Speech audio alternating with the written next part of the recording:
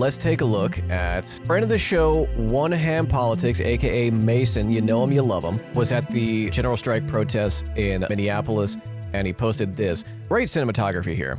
We are here in Minnesota with tens of thousands of people in -8 degrees for one simple reason: get ICE out of our communities. ICE is an agency that provides no security, no safety for its fellow residents. All it does is used to instill fear in populations and the full force of the federal government. It was established in 2003 in the wake of 9/11 in our most heightened paranoia era, and it is not a security measure.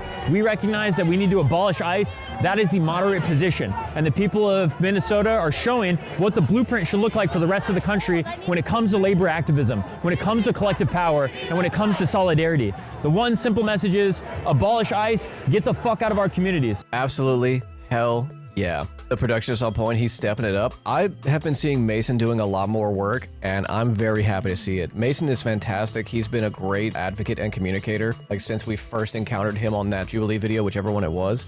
And here's what I do. I've done biting, content with Mason. He's fucking awesome. I love him. I wish we could just completely combat ICE by exposing them as clowns to the point that no one takes them seriously. The problem is that like no one takes them serious as like a legitimate institution. No one, except for like 20% of the population that's completely brain broken, sees them as a legitimate institution. But they have, in practice, absolute immunity, like from this administration. So like, it's not just them being seen as clowns, it's they are still propped up by this government. Let's take a look at some of the highlights I saw yesterday. Massive crowd in Minneapolis for statewide ICE out general strike. There are tens of thousands of people out there. 50,000? I heard more. I heard more than that. Just massive crowds, man.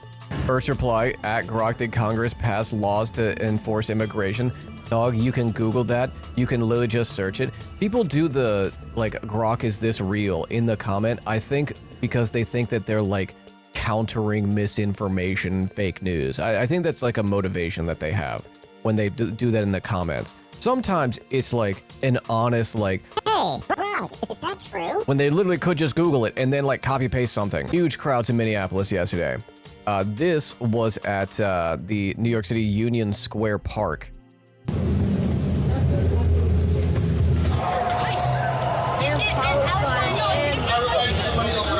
Romy Bovino.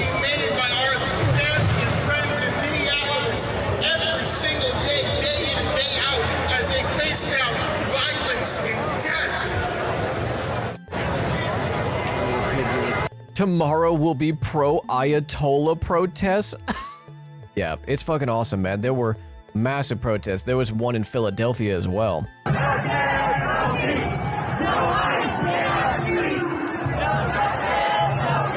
And we had a couple hundred people in New Orleans marching last night too.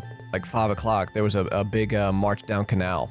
Status Quo, of course, was there. Shout out to Status Quo, who was banned from Twitch for covering the news on the ground. Still banned. They were protesting in front of the ICE facility in Georgia too. It was everywhere. It was all across the country. It was a national showing of solidarity.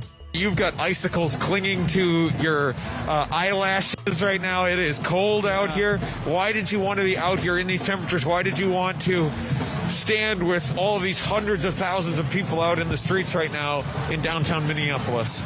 I mean, as a Minneapolis resident and as a human being, I think it's my right. I have to be out here. I learned recently that Palantir was using New Orleans police as a testing ground years ago for predictive crime models. Yes, and New Orleans police are still, despite a court order to not use AI facial recognition software, are still using it. They are just completely ignoring the court order. Showing up matters, voicing my words matters, and supporting matters. You use the word have to. I have to do this. Why does it feel like something that you are like duty bound to do? Why is it a need and not just a a could or a should. Yeah, I'm Muslim, and one of the basic tenets is to support each other and to stand up in any way you can. If you can't use your hands, use your feet. If you can't use your feet, use your voice. And it's a part of my tenet as my faith as a Muslim to be out here and to show that I'm against what's happening in Minneapolis. What would a sense of justice for Minneapolis look like? How could, I mean, you're dealing with a city here that had one of its community members shot and killed.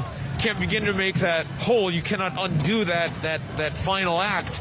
But what would justice for Minneapolis, for the state of Minnesota, look like?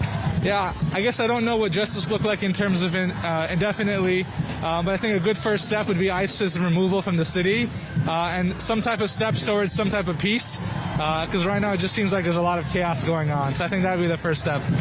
If Tim Walz and the Democratic Party of Minnesota had any real motivation to protect the migrant population there and the civilian population, like, writ large, because there are, did I pull it up? I want to make sure I pulled it up. Empty car sitting in the intersection of 35th and Pillsbury with its flashers on. There are these ghost cars all over Minneapolis right now from ICE snatching people out of their vehicle in the middle of the street.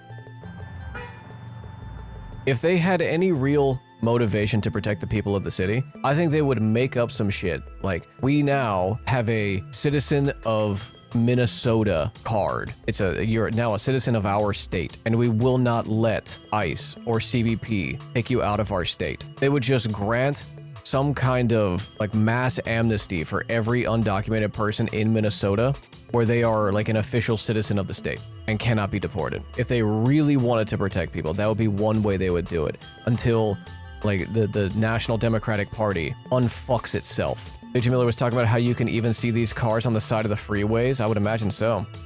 It's so eerie, these cars are everywhere. Yeah, it's fucking scary. You should just deputize everyone that isn't an ICE agent. I know that Keith Ellison is not like the mayor of Minneapolis. Keith Ellison is not like the governor. When Hassan was talking to him yesterday about like illegal hurdles that the state would, have to go through in order to like arrest ICE agents, right? Maybe I missed it. Maybe I didn't catch that part of the interview that Hassan did with Keith Ellison, but I feel like the question, where is the arrest warrant for Jonathan Ross? Where are the arrest warrants for all these ICE agents? Why is no one being arrested that is doing this violence? Where is the will to protect people? And when excuses come up, those excuses are rejected outright. Like, again, I didn't catch the entire thing, right? Police are scared of the feds. I think that's a lie. I think that line that's being pushed out to people by the police chief and by Jacob Frey, I think that's a lie. They're not scared of them. They're on board. If anything, the police are mad that they can't arrest people themselves, that they can't directly participate. Because yesterday in Minneapolis, there were, let me find it for you. At the airport where there was a picket, there was also members of the clergy who were doing a prayer demonstration, right?